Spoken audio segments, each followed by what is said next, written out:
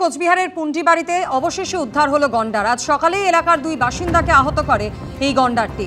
সরাসরি কথা বলে নেব, আমাদের সঙ্গে রয়েছেন প্রতিনিধি শুভেন্দু ভট্টাচার্য। শুভেন্দু, গত 5 দিন ধরে এই গন্ডারটিকে ধরার চেষ্টা চালাচ্ছিলেন বন দপ্তরের আধিকারিকরা, অবশেষে কিভাবে সেটা সম্ভব হলো?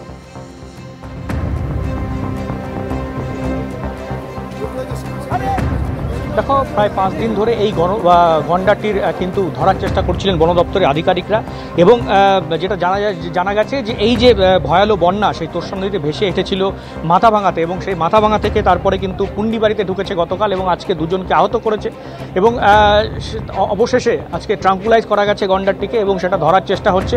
যে বন দপ্তরের আধিকারিকরা কিন্তু, পুলিশ, বন দপ্তরের আধিকারিক যারা ছিলেন তারা কিন্তু গত 5 দিন থেকে এই গন্ডারটির ওপর নজর রাখছিলেন। গন্ডারটি কোথায় যায়, কি করছে, সেই নজরদারি কিন্তু ছিল, কিন্তু তাকে কোনো মতেই তাকে ট্রাঙ্কুলাইজ করা যাচ্ছিল না, তাকে উদ্ধার করা যাচ্ছিল না। অবশেষে আজকে পুন্ডিবাড়িতে, একেবারে পুন্ডিবাড়ি বাজার এলাকার পাশেই কিন্তু গন্ডারটি একটি পুকুরের ধারে সেখানে পাওয়া যায়, সকালে দেখা যায়, এবং বন দপ্তরের আধিকারিক, কর্মী, পুলিশ, দমকল তারা আসে, এবং শেষ পর্যন্ত গন্ডারটিকে ট্রাঙ্কুলাইজ করা গেছে, এবং ইতিমধ্যেই পে লোডার নিয়ে আসা হয়েছে, ট্রাক্টর নিয়ে আসা হয়েছে।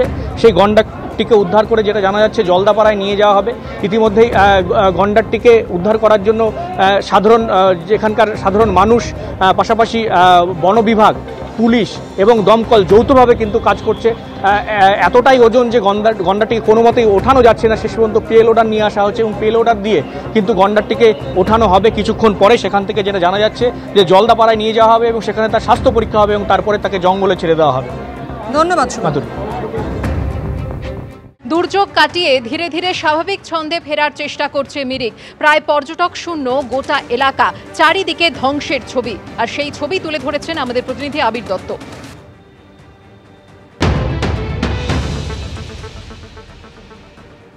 দুর্যোগ কেটে গেল, আপাতত পর্যটন শিল্প ব্যাপক ধাক্কা খেয়েছে।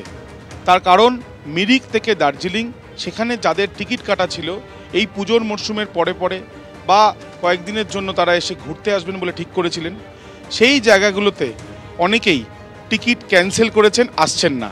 আবার অনেকে আসছেন, কিন্তু যারা এখানকার ব্যবসায়ীরা, হোটেল থেকে দোকান বা অন্যান্য সমস্ত কিছুতে যারা এই পর্যটনের উপরেই নির্ভর করেন, তারা কিন্তু তার প্রভাব বুঝতে পারছেন। বিভিন্ন জায়গা প্রায় ফাঁকা, যদিও কিছু কিছু সময় যারা এসছেন, যারা ঘোরার চেষ্টা করছেন, বিভিন্ন জায়গায় তাদের এন্ট্রি নেই বা তারা সেখানে গিয়ে আটকে যাচ্ছেন। সেই সমস্যার কথাও তারা তুলে ধরছেন। ক্যামেরায় প্রবীরদের সাথে আবির দত্ত, এবিপি আনন্দ। তো আমি হেভি রিস্ক নিয়ে এসেছি। 6 তারিখ আমি খবরে শুনেছিলাম যে মানে এখানে আসাটা মানে রেড জোন চলছে, তাও আমি রিস্ক নিয়ে এসেছি। পুরো ফাঁকা দেখছি, তবে লোকজন সেরকম নেই আগের মতো। আগেও তো এসেছিলাম, আগে সেরকম লোক দেখতে পাচ্ছি না। দার্জিলিং আমার একটা এই আছে, মানে হোটেল আছে আমার বন্ধুর, ওগুলো মানে সিজনটা পুরো আমরা কিছু ব্যবসা করতে পারলাম না। পাক অনেক কিছু ভেঙে গেছে, সাইডে গেছিলাম পুরো ভেঙে গেছে একদম। হ্যাঁ, মানে সেখানে আমরা যেতে পারলাম না। যখন হয়েছিল দুর্যোগটা তখন থেকে আজ পর্যন্ত 3-4 দিন তো ট্যুরিস্ট একদম শূন্য। তবে যারা থেকে গেছিলো তারাও বেরিয়ে গেছে, নতুন করে খুব কম গুটি গুটি আনা শুরু হয়েছে। রিস্টোরেশন জব ম্যাক্সিমাম রাস্তারই রিস্টোরেট হয়ে গেছে। শুধু বাকি মেজর যেটা খারাপ হয়েছিল মিরিক ব্রিজ, দুধিয়া ব্রিজ পুরো একদম যুদ্ধকালীন তৎপরতাতেই শুরু হয়ে গেছে। 5-7 দিনের মধ্যে ওটা কমপ্লিট হয়ে গেলেই ট্যুরিস্ট আমরা আশা করছি ট্যুরিস্ট আগের মতনই পুরো আসবে। তো অ্যাট প্রেজেন্ট অবস্থাটা গেল, করোনার সময় যে অবস্থাটা ছিল পুরো পর্যটন শিল্পতেই সে অবস্থাটা আমরা দেখতে পেলাম। আগেও যা লক্ষ্য করেছি তাই লক্ষ্য করলাম।